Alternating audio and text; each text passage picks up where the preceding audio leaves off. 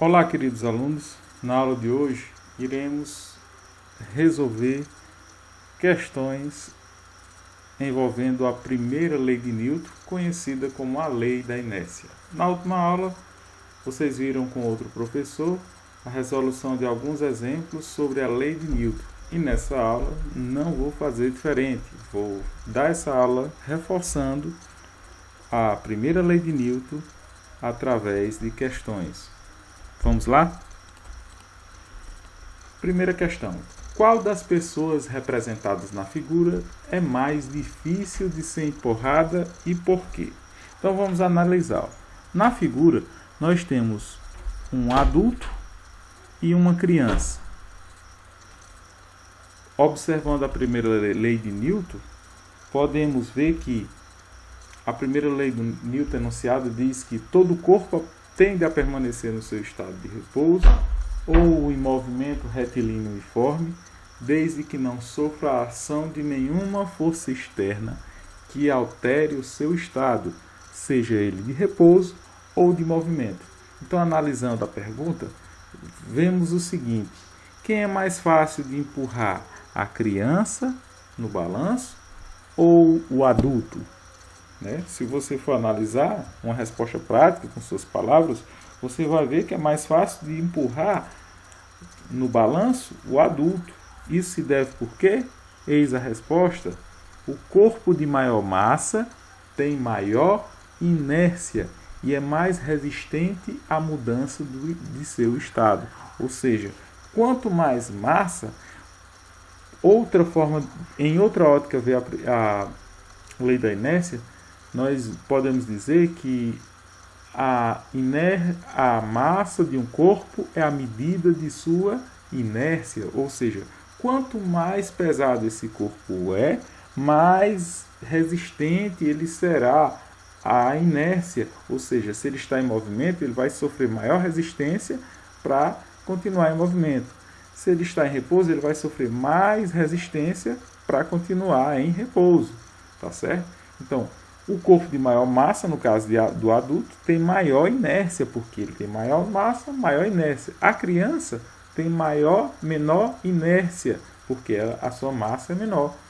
Porque, ou no caso do adulto, a resposta é mais difícil de ser empurrado o adulto, porque ele tem mais massa. Então, se ele está, por exemplo, parado em repouso, mais difícil será de você provocar a mudança de seu estado de repouso para movimento. Já a criança, se você, num pequeno empurrão, como ela é mais leve, vai ter maior facilidade de produzir o movimento, ou seja, de alterar o seu estado de repouso através de movimento, porque menor massa, menor inércia. Maior massa, maior inércia. Maior resistência à mudança de estado físico. Ok? Explicada a primeira questão, agora vamos para a segunda questão. Por que o cavalo é jogado para frente? Porque o cavaleiro é jogado para frente quando o cavalo para bruscamente na frente do obstáculo. Nessa segunda questão, temos mais um exemplo de primeira lei de Newton, onde vemos o quê? Qual seria a resposta? O cavaleiro é jogado para frente por causa da inércia. Ele tende a continuar com a mesma velocidade que possuía enquanto se mantinha em cima do cavalo. Então percebam, o cavaleiro estava sobre o cavalo em movimento. Ao perceber o obstáculo, o cavalo para bruscamente e o cavaleiro é lançado para frente. Por que isso se deve? Por causa da inércia. Se o cavaleiro estava em movimento, ele tendia a permanecer em movimento.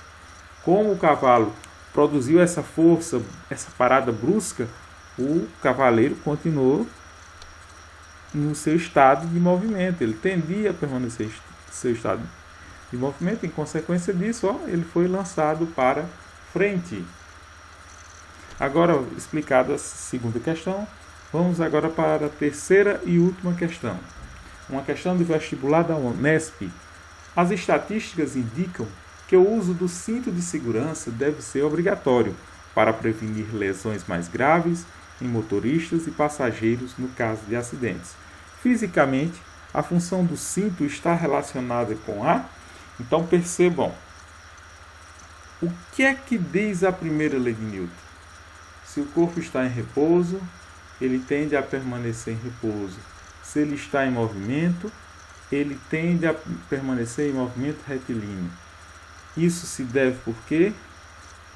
Devido à inércia, a primeira lei de Newton, tá certo? Se não, nesse corpo não há nenhuma ação de uma força externa, esse corpo manterá o seu estado, seja ele de repouso ou seja ele de movimento, desde que ele não sofra uma ação de uma força externa que altere esse estado, seja ele para repouso ou movimento. Percebam, nas minhas aulas de física, eu sempre, antes de anunciar a lei, eu sempre dou esse exemplo clássico. Perceba, se você está num carro e o carro freia, você é impulsionado para frente. Por quê? Seu corpo está em movimento, o carro estava andando, e ele tendia a permanecer em movimento. Mas aí, devido àquela freada brusca, vamos supor, você está passando um quebra-mola, seu corpo é impulsionado. Por quê? O carro faz com que seu corpo pare, mas seu corpo tendia a permanecer em movimento retilíneo. Por isso você dá aquela jogadinha para frente. Ao mesmo tempo, se você está parado e aquele carro dá, você está, por exemplo, no ônibus, e o ônibus dá, um exemplo, você está em pé e dá aquela arrancada, seu corpo é lançado para trás. Por que seu corpo é lançado para trás? Porque se seu corpo está em repouso, ele tendia a permanecer em repouso. Por consequência, por força de uma ação externa, no caso do exemplo que eu estou citando, o ônibus, seu corpo sai do repouso e entra em estado de movimento, mas ele tendia a permanecer em repouso. Por isso, só que ele dá aquela impulsionadinha para trás, porque ele queria permanecer, ele tendia a permanecer em repouso. Com isso, já sabemos o que é a lei de Newton. Então, as estatísticas indicam que o uso do cinto de segurança deve ser obrigatório para prevenir lesões mais graves em motoristas e passageiros, no caso de acidentes. Porque, se o corpo está em movimento, imagina que teve uma colisão. Então, o corpo, se não tiver com cinto, ele tende a permanecer em movimento. Então, a tendência é o corpo ser lançado para fora do carro. Quando ele bate uma colisão frontal, uma colisão lateral, se for frontal, ele tende a ir para frente. Então, o cinto justamente é para proteger o corpo, né, para que não seja lançado para frente por causa da primeira lei de Newton. Então, resposta correta, letra A.